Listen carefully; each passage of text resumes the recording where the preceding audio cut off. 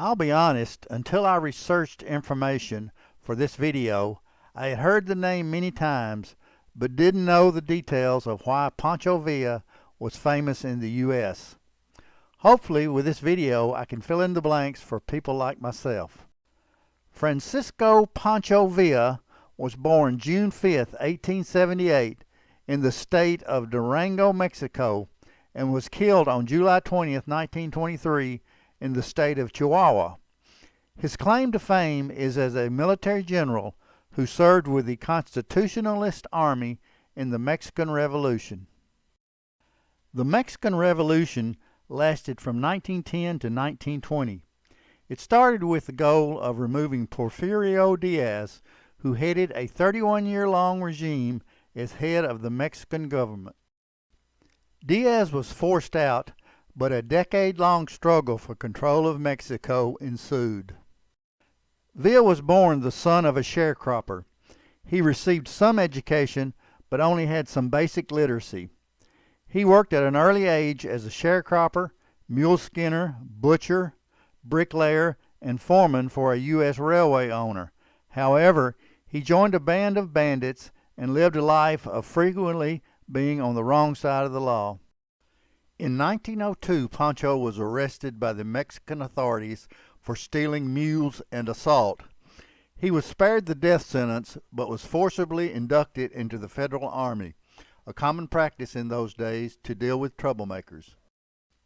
He escaped duty in the Army and fled to the neighboring state of Chihuahua.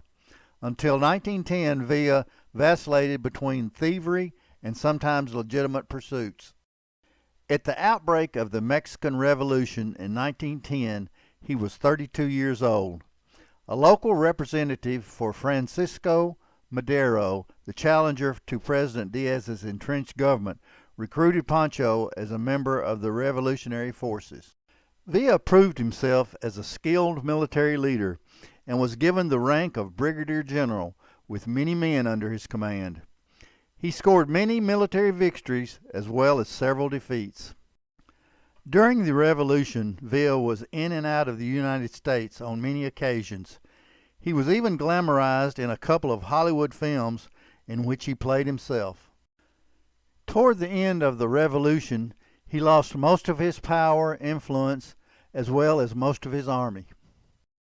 Probably his greatest claim to fame occurred in 1916, when he led 100 Mexican members of his revolutionary group across the border to attack the small town of Columbus, New Mexico. It was accepted by the U.S. government that the attack on Columbus was to secure military supplies and equipment. Villa and his forces attacked a detachment of the 13th Cavalry Regiment of the U.S. Army. They burned the town, seized 100 horses and mules and other military equipment.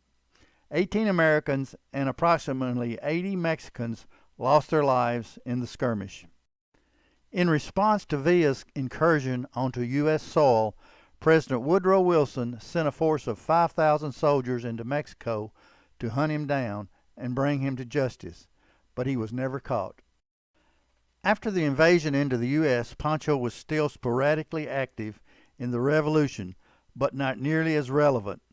In July of 1920, he sent a message to the interim Mexican government of President Adolfo Huerta, recognizing Huerta as the legitimate president of Mexico. Huerta gave Villa the amnesty he desired, and he was allowed to retire from the conflicts of the war.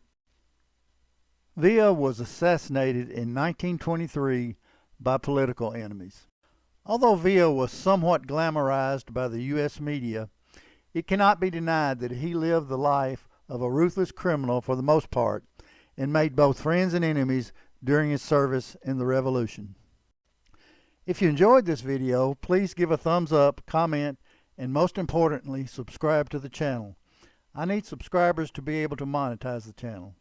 As always, thanks for watching.